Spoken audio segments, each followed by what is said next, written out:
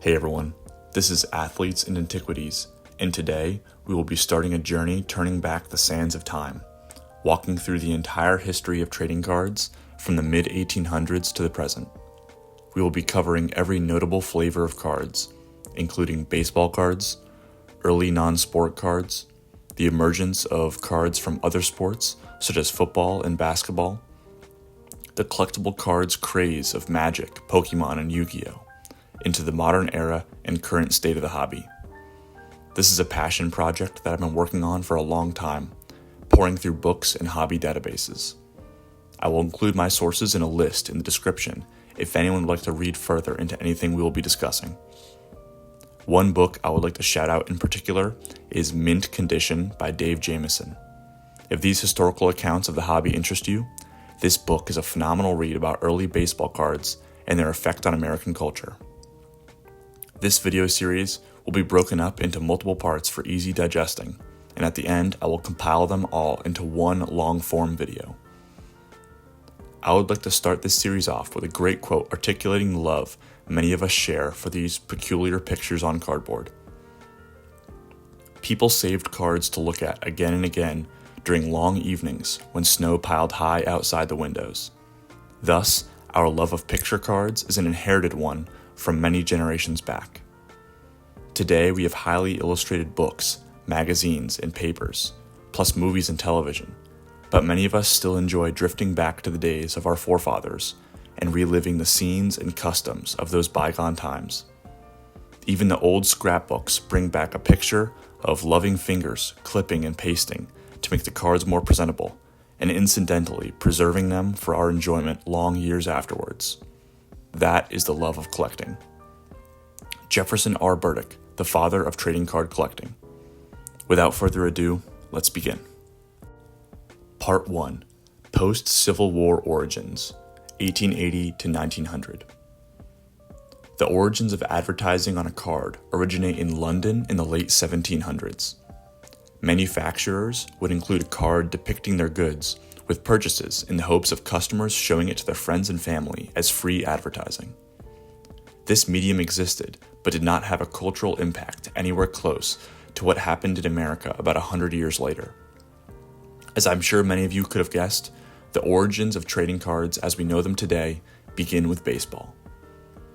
There's a common misconception that baseball was a flourishing pastime that the trading card industry capitalized on.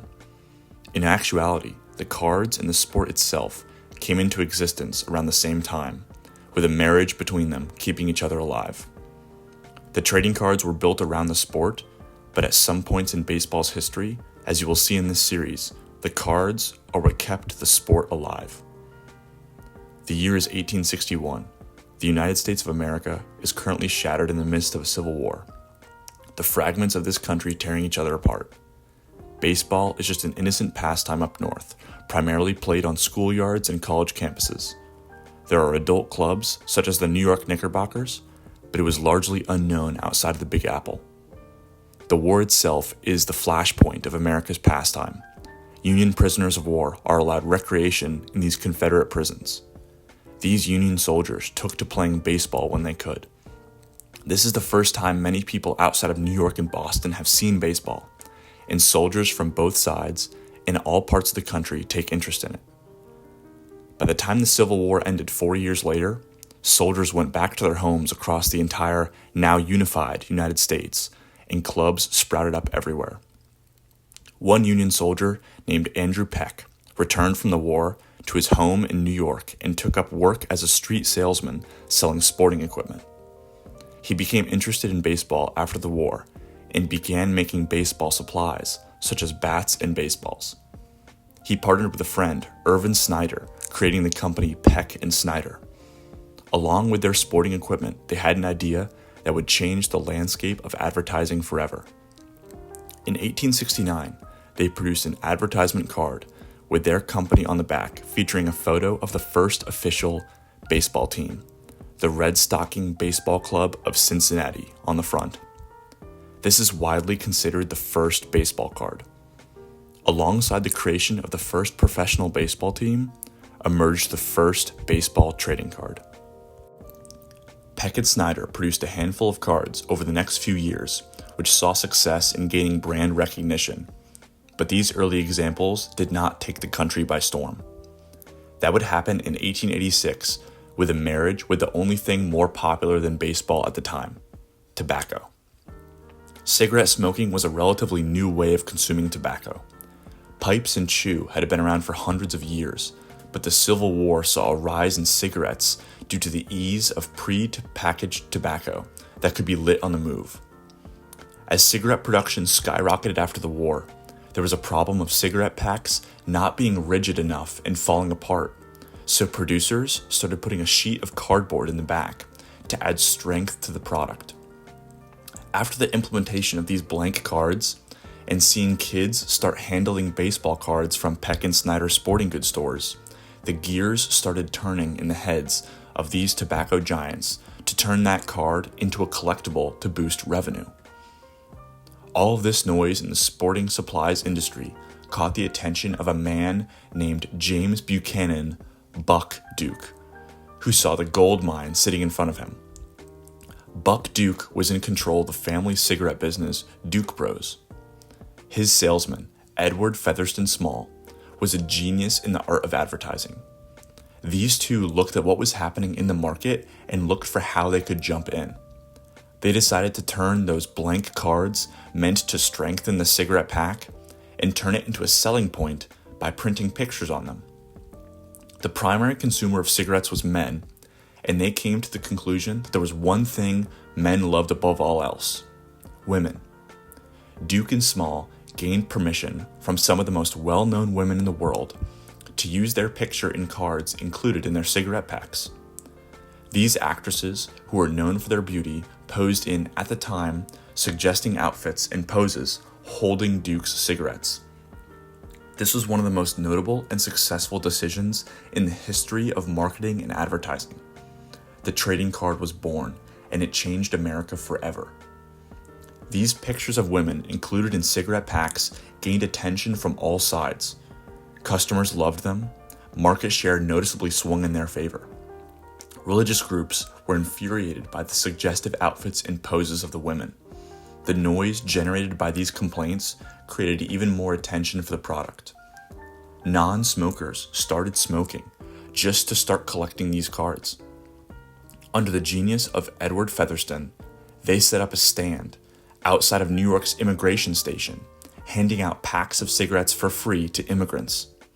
The first thing they saw when they stepped on American soil was the Statue of Liberty and a pack of Duke cigarettes. Demand for their brand exploded. Even kids were getting interested in smoking to start collecting the cards. Duke was the first company to number the cards in their releases, giving an increased identity to the cards in sets and a heightened desire to obtain them all. This is the beginning of an advertising arms race between all of the largest cigarette manufacturers in the country. There were two notable tobacco tycoons that followed Duke, both of which began producing cards for their cigarette packs in 1886. The two companies are Old Judge and Allen & Ginter. These tobacco giants entered the collectible card scene after seeing Duke's success, and threw every idea they had at the board to see what stuck. They produced sets featuring things like types of birds, fashioned from around the world in the form of world's dudes, notable people such as Native American chiefs, athletes, and of course, women. These sets were very popular, but two types of cards received noticeably more attention: women and baseball. Allen & Ginter was the first to put a baseball player in a pack. The cards were printed in astounding color for the time, beautiful works of art and displays of state-of-the-art printing production. Allen & Ginter saw the success of Duke's pictures of women and followed suit with their own set. After the success there, they thought, if baseball and women are popular, why not combine the two? And released a set called the Luscious Baseball 9, featuring models posing in baseball outfits. Old Judge came onto the scene and developed their own niche. The other companies included mostly portraits of players, so Old Judge focused on the quality of the photo shoot. This was another massive step forward in baseball cards. These action shots showed the vibrancy of the game and how it might be played to many people who still might not know at this point what the rules of baseball even are. Old Judge took trading cards a huge step forward, adding excitement to the cards and including every major and minor league team. This card set was as revolutionary as it was an encyclopedia for the pre-1900 sport at the time. The popularity of the sport increased massively in this time, truly becoming America's game. The cards themselves received some credit for this, as it exposed thousands of Americans to the sport who were otherwise unaware.